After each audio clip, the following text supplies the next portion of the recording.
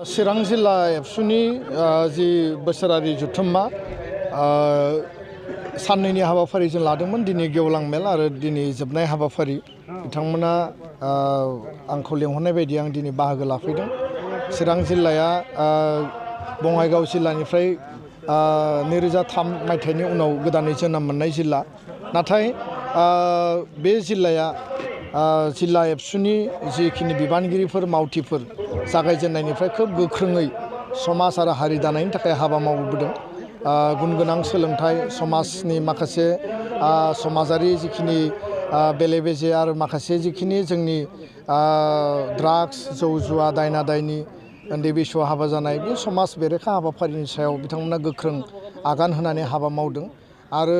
जोंनि फरायसा फरायसुलिनि सुबुं धोन दानाय, सुबुं सम्पद दानाय, बिथांमोननि केरियार दानाय आरो माहारिबादखौ बिथा खालामनानै माहारिनि थामोनथा रैखाथिनि थाखाय गोख्रोङै बिथांमोना हाबा मावगासिनो दङ। आङो बिथांमोनखौ धन्यबाद होयो। आरो दिनै मोनसे गोदान बे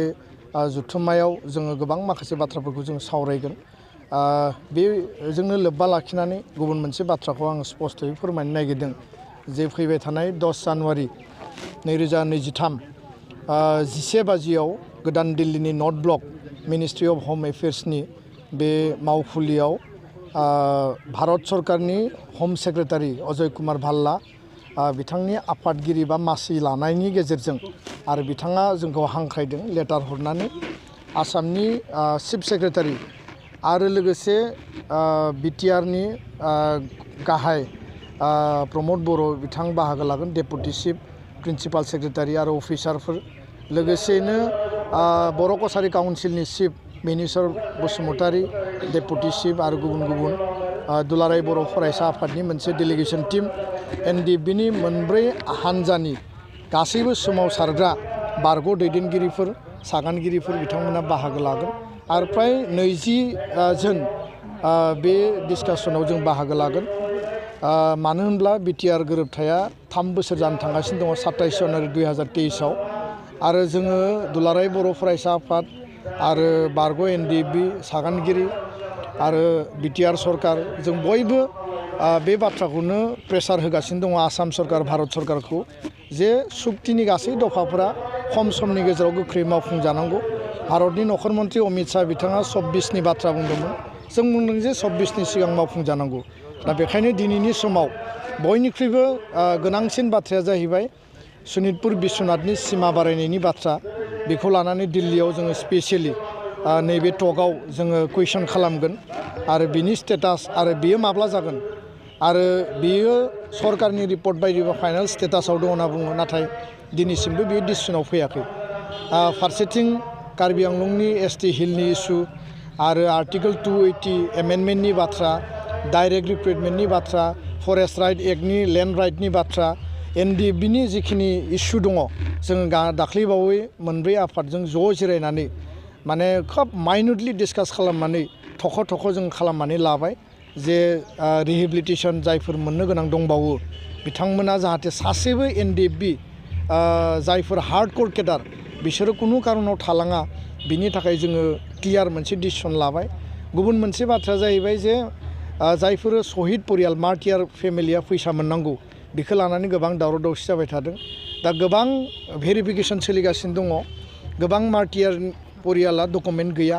आरो डकुमेन्ट गैयैनि थाखाय एनडिएफबिनि जायफोर दैदेनगिरि बा आफाद हिसाबैनो बिनि सार्टिफिकेसनखौ होनांगोन। जेरैबायदि एबसु आन्दलननि मार्टियारखौ एबसुआ होदोंमोन, बिएलटिनि समाव होदोंमोन। दा बेखायनो बे सार्टिफिकेट आरो सरकारनि जायफोरा पस्टमर्टेम रिपर्ट माबा माबि जायफोर रिपर्ट दङ,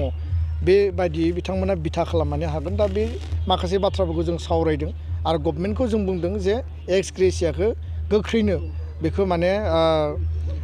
दिहुननानै होनांगौ, जाहाथे 500, 1000 फेस मेनाराव बेखौ होलांनो हायो। गुबुन बाथ्राया जाहैबाय जे केस उइथड्रयेल, बे जोंनि मेजर आरो दिनै 400नि बारा केसआ उइथड्र जाबाय। 263 मानसिया दिनै बेजों फ्रि जाबाय, थाखानाय केसआ उदां जाबाय। नाथाय अरुणाचलाव, नागालेण्डआव, मेघालयआव गोबां केसेसफोर दङ जायनि थाखाय वारेन्ट फैदों, जायनि थाखाय सामन फैदों। आरो दाख्लैबावै चिरां जिल्लायाव सामन फैनायनि थाखाय सासे बारग' एनडिएफबिया सुइसाइड जानानै थैदों, अबथिरायै बिथाङा बेखौ सहायख' हायैनि बिनि सिगाङावबो मोनसे सुइसाइड केस फैदों बे बाथ्राखौ लानानै दिल्लीयाव जों बुंगोन जे भारत सरकारनिफ्राय गासैबो स्टेटनि चिफ सेक्रेटारिफोरनो हम डिपार्टमेन्टनो लेटार हरनांगौ जाहाथे बेबायदि सामना फैया आरो पुलिस प्रशासना बिनि सायाव बेबस्था लानांगौ बेखौ जोङो खावलायगोन दा जेलाव थानाय एनडिबिड दङ जोंहा रन्जन दैमारि जर्ज बसुमतारी रिफिकां गयारि बिथांमोन दङ लोगोसेनो जोंहा जायफोरा ट्रायल जायाखै एनडिबिएसनि बिथांमोनबो दङ बे केटेगरिफोरखौ आलदा आलदा खालामनानै आसामाव थानाय जेल गुबुनाव थानाय बे गासैखौबो जों केटेगराइज खालामनानै थख' थख'यै एबाराव जों होगोन आरो मोनसे मोजां जोङो फ्रुइटफुल डिसकासन जागोन होननानै जोङो खोब हपफुल आरो जोंनि जायगायाव जायफोर इनस्टिटिउसननि बाथ्रा अलरेडि बिटिआरनिफ्राय प्रप'जेलखौ स्टेटआव हरबाय स्टेटआ सेन्ट्रेलनो हरबाय सेन्ट्रेल गभर्नमेन्टआव जिखिनि बिसोरो डिपार्टमेन्टफ्रा मावनो गोनां दङ बेखौ जोङो थख' थख'यै खालामनानै लादों आरो खोब गोख्रैनो बिनि सायाव गायसननाय बा फाउन्डेसन ले खामानिया जागोन दा बेखायनो जोङो खोब आसाबादि 10 तारिखनि जि डिसकासन बोसोरथाम जानोसैनि सिगां बे डिसकासना जोंनि थाखाय खोब गुरुत्वपूर्ण आरो बे डिसकासनाव माबा नङा माबा मोनसे एकर्ड इमप्लिमेन्टेसननि आउटकामा फाइनाल स्टेजाव फैगोन होननानै जोङो बिसा खालामो गोजोन्थों सार थांखि जानाय प्रप'ज बड'लेण्ड एरियाखौ आक्रासुनि दैदेनगिरिफ्रा जोंनि कमतापुरनिसो एरिया होननानै दाबि दिखांगासिनो दं बिनि सायाव सारा मा बुङो बिथांमोना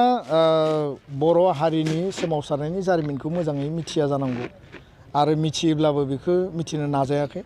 खारन बर' हारिया मोनसे संग्रामि हारि सोमावसारग्रा हारि सोमावसारनानै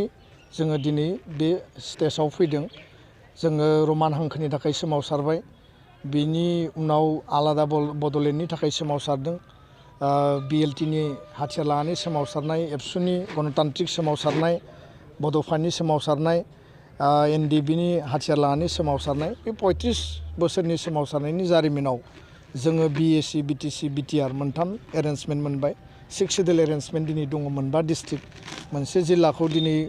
डिजल्भ खालामथ'दों नाथाय बेयो रिभाइभ जागोन जोंहा बयबो बिसास दङ दा जोंनि ओनसोलनिफ्राय 1 इन्सि हा 1 फुट हा 1 बिगा हा खुनु कारनाव सोरबाया माबा दाबिदों सोरबाया माबा डिमान्ड खालामदों खुनु कारनाव बेयाव जोङो थांनो होआ आरो खुनु कारनाव भारत सरकाराबो बेखौ माने बेबायदि खालामनाय नङा जोंहा बिसास दङ खारन जोंनि इतिहासखौ बयबो मिथियो दा बेखायनो कमतापुरनि दाबि खालामदों कच राजबंशीफ्रा कच राज्योनि दाबि खालामदों वेस्ट बेंगलाव दाबि खालामदों केएलअआ सान्ति सुक्तियाव फैनो नागिरदों जोंनो सान्ति नांगौ बिथांमोना फैथों जोंहा बादा गैया बिथांमोननि मा दाबि दङ मा डिसकासन दङ बिथांमोना खालामथों किन्तु जोंनि एरियाखौ लानानै खुनु दल संगठना हिसाब निकास खालामनायनिफ्राय